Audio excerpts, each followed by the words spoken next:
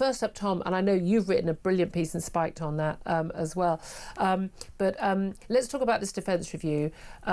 We have strategic defence reviews periodically, and we've got a whole load of national security strategies coming up. We also, crucially, next week have a spending review, sort of setting out the spending plans for the next few years of government, and of course we'll have a budget later this year. And a lot of people are saying, how are all these commitments to get Britain battle ready going to be paid for? We're talking about new nuclear powered subs, we're talking about munitions factories, we're talking about gap year military cadets and the like.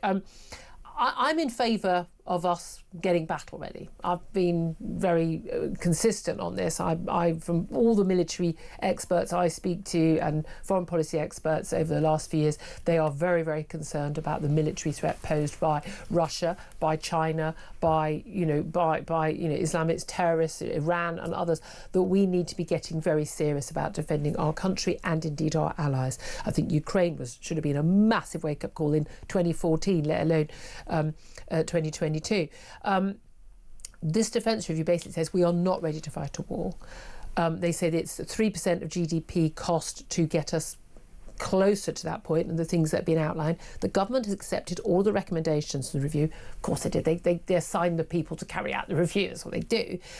But there was no absolute commitment from the Prime Minister yesterday or from the Defence Secretary yesterday or indeed this morning in the media round that we would hit that 3% of GDP. So a lot of people are saying, well, are we going to actually be battle ready, or have we not got the money, in which case do we have to put taxes up? What are your concerns and thoughts? I mean, as ever, it was a lot of staging, a lot of noise, a lot of rhetoric about the need to be battle ready, even using the phrase, we need peace through strength, and yet when you look through the details, it's the same kind of bean counting, really. I mean, 3% is increasingly looking like the kind of floor that will be expected for various countries across the West, and yet that's become a kind of jam tomorrow promise, really. It might happen in the next government. Who knows if there will be a next Starmer government, to be perfectly frank. I was going to say, everyone's a bit optimistic, aren't they? Looking at the polls. Exactly. So it's one of those things where, of course, there will be individual measures that will be welcomed by certain parts of the armed forces. The Navy will be relatively happy with what has been announced here.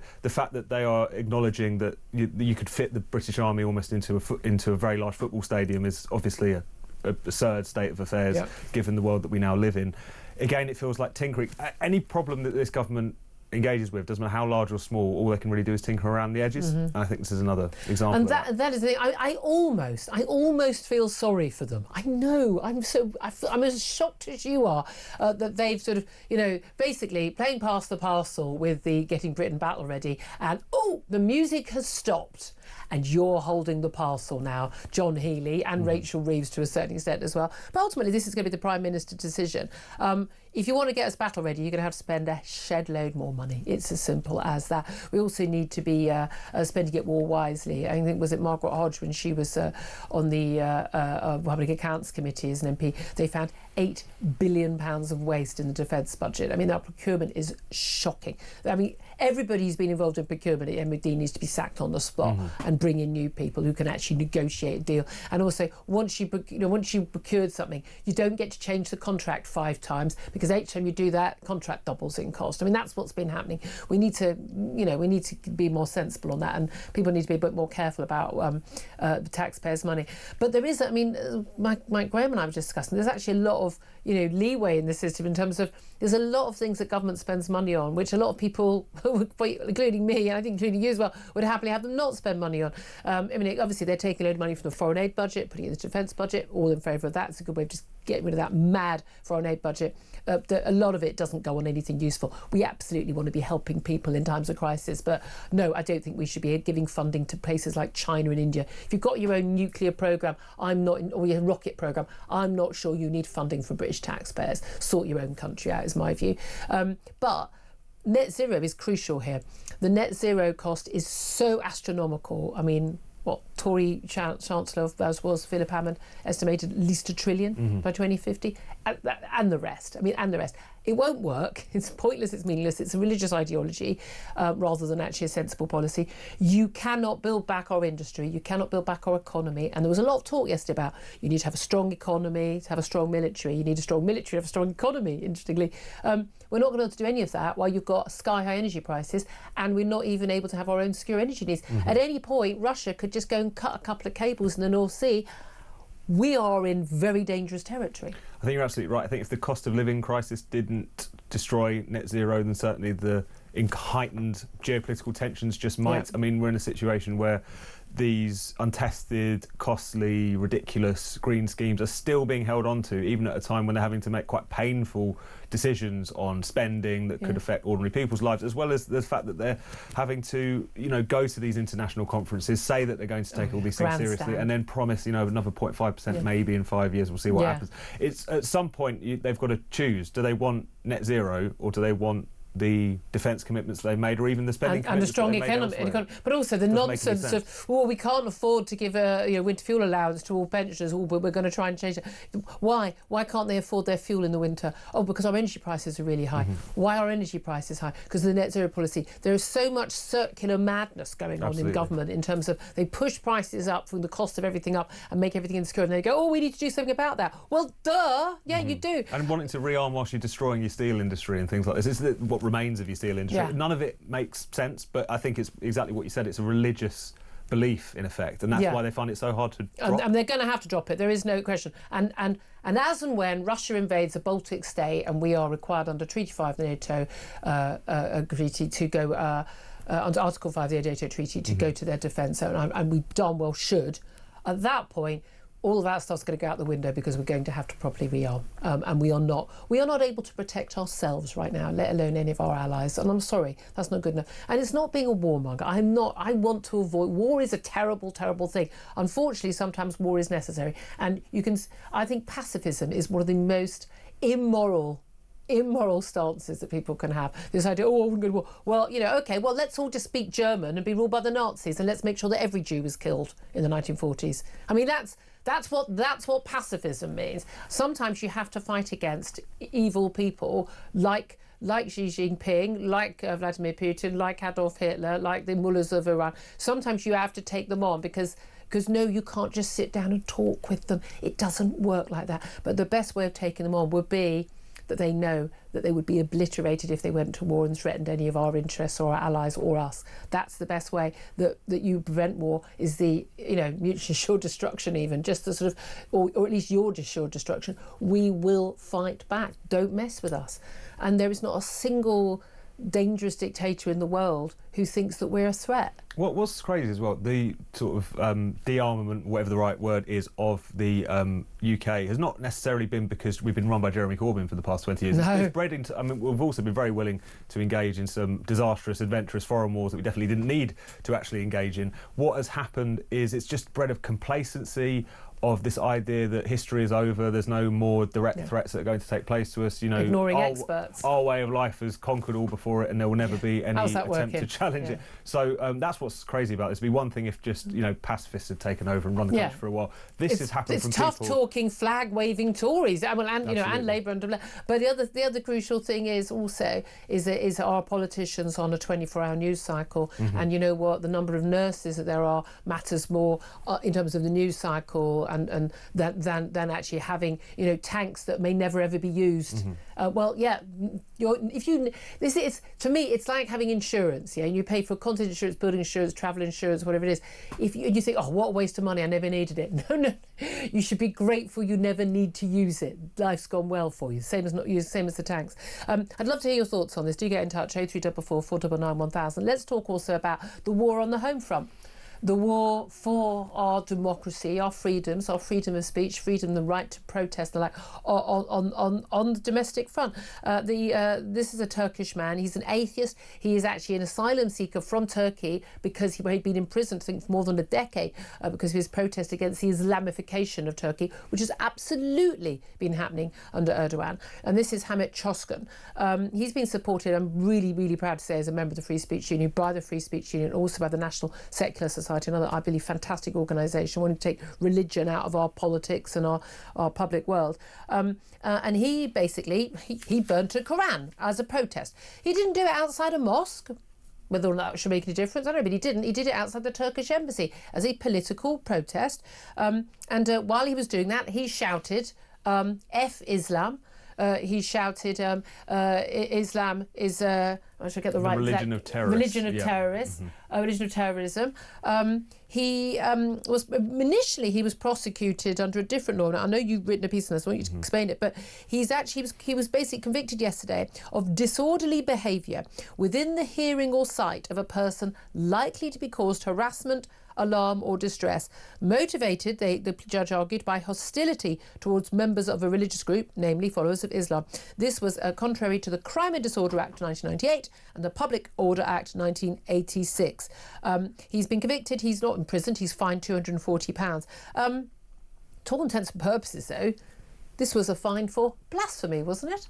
In effect, if not in exact wording, that's exactly what's happened. I mean, if he had got up outside the Turkish embassy or anywhere and burnt a different kind of book, do we think this would have taken place? Chili Cooper. Exactly. If he stood up outside, Harry Potter world, burning one of those books, and he got attacked by a particularly passionate fan of Harry Potter, do we think that the judge would say, as he did in his ruling, that he was engaging in disorderly behaviour, and the proof is that someone attacked him with a knife? I mean, this is an absurd amount of victim blaming as much as anything Let me else. explain exactly what happened to him as he held the book aloft, having burnt it. And Absolutely. So one of the charges here is disorderly behaviour. He's holding the burning Koran aloft. There's a gentleman from a and let's not building. use the word gentleman. There's a man from a building adjacent, shall we say, who takes notice. It starts remonstrating with him, goes away, comes back with a knife, knocks Hamit Joskin to the ground, threatens him, kind of slashes at him. Mercifully, wasn't severely hurt. There was also a delivery rider who was going past who kicked Joskin while he was on the ground. Do we know if either of those two men have been prosecuted? I know we're not allowed to know the names of the man who's alleged to have had the knife. Yeah, he is in the process of wending his way through the criminal justice system. I don't think his trial has taken place as yet. The delivery rider, I'm not sure if anyone ever actually caught up with him. But in this case, what's so fascinating is you read the judgment, and the judge essentially says, of course he was behaving disorderly, and that proof of that was the fact that two men assaulted him. So if you're assaulted because someone is offended by what you say, then you can be criminalised under the Public Order Act. It's incredible. Exactly. I mean, I think you made a point. You made a whole article about this, but the point is really so. If a woman walks down the street wearing a very short miniskirt and her maybe low-cut top, and she gets raped, that's kind of proof that she was being provocative, right? No, absolutely. She was asking for it. He was asking for it. In this case, it's obscene. Another point that the judgment tries to make. So you've got the disorder charge, and you've also got this charge of religiously motivated public order offence. And he says that whilst Hamit Joskin might say to us that he is motivated by a dislike of the religion rather than the followers of Islam, you kind of can't separate out the two. So, I mean, you can. Absolutely. I mean, obviously, I think you should be able to hate anyone, anything. I think that's up to individuals. Yes, I believe the right. Hate and love are the opposite sides of the same coin. I've never understood. Hate. You're not allowed to physically hurt, physically threaten or abuse people because you hate them. Absolutely. That's against the law already. You don't need hate speech or anything for that. But you should be allowed to hate anyone you want to. No, absolutely, but it's just normal human emotion. Because otherwise, you get into the position where someone has to decide what is hate, what isn't hate, and invariably it's some numpty like this who doesn't care one bit for freedom of speech. And what if he hated Brexiteers? No, seriously. No, would he have been prosecuted for that? If he hated the adherents of a particular political ideology, if he was screaming F Tories, would we take that as seriously? So even on its own terms, I think this judgment is very concerning. But it's of a piece, isn't it, with the kind of drift of. But it's interesting, the judge, this is John McGarver, hang your head in shame, District Judge John McGarver. He claims, he said, well, the defence of Joskin was that his religious issues with the religion, not his followers. He said Joskin's belief that Islam is an ideology which encourages its followers to violence, paedophilia and a disregard for the rights of non-believers. Well, I mean, depending on which reading of Koran, but again, you could argue the Old Testament, eye for an eye, encourages violence. But certainly in terms of Islamist, I mean, his concern is Islamism. Islam is not Islam, the religion, I believe. Then you've got there was an extraordinary encouragement of violence when it comes to the rights of non-believers. In many countries, many Muslim countries, leaving the religion apostasy is punishable by death. I mean, that is the case. Paedophilia, look, this is about girls being able to be married at a very young age. I mean, whether it doesn't matter whether what he believed was true or not true of any particular religion or any particular followers of any religion, he has a right to believe it, doesn't he? No, absolutely. I mean, this is what happens when you have laws around quote-unquote religious hatred, right? You have a situation where you have a judge or a police officer having to adjudicate on what a faith does and doesn't mean. I mean, they have to become like kind of, you know... religious scholars. Exactly, like imams for a day to say that this isn't fair. It's a bit like when we had the during the hate marches, that demonstration which was calling for jihad against Israel, and you had the Metropolitan Police have to come out and reveal their view on Quranic scripture and what it might mean. What jihad actually meant. It's this absurd, which is why you shouldn't have the state getting involved in defining what any ideology means, what hatred means in particular situations. This is the rabbit hole. He didn't threaten anybody. He didn't abuse anybody. He was I mean, again, the only reason let's be honest, the only reason he was arrested and charged and convicted was because he burnt a particular book. If he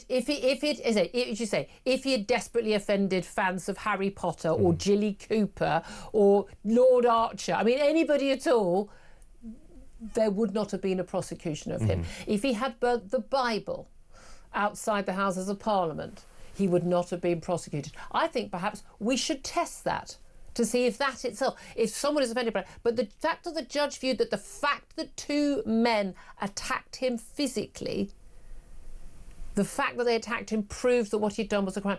Should we not just be worried about the people who attack people who are doing a peaceful protest? When we think about the Batley Grammar School teacher, still in hiding all these years later for committing no crime whatsoever, showing a picture of the Prophet Muhammad to a religious studies class to explain what that debate was about with Charlie Hebdo. I'm not aware that anyone who made those very credible death threats to him on social media have been prosecuted. I'm not aware of a single person. The young lad in Wakefield who brought the Koran into school after losing a bet, and it got a bit scuffed, and then his mum had to put on the shroud and go and basically beg for her son's life in the local mosque. That's with a police officer the local chief constable next to her. One of the most degrading and, I think, game-changing moments in our society. We will live through the day that happened. I'm not aware of anybody who made death threats against her son or her family being prosecuted. I mean, it defies belief. Do we have a blasphemy law now? I mean, we have one by the back door, certainly. We have but only for one religion. And that's exactly true. I mean, if you think about all of the scandals that we've had in recent years, where the law has been involved. So you've had this Koran burning. There was also one a couple of weeks before. Alec Hoskin in Manchester, the gentleman there pleaded guilty very quickly. So still waiting for the sentencing. Absolutely, still waiting for the sentencing, but that's another case. There was a case a few years ago of a Belfast preacher who was hauled through court on communications offences for calling Islam satanic because it was live streamed on the internet. So we do not see this when it comes to any other religion, and I dare say we know why that is the case. Yeah, exactly.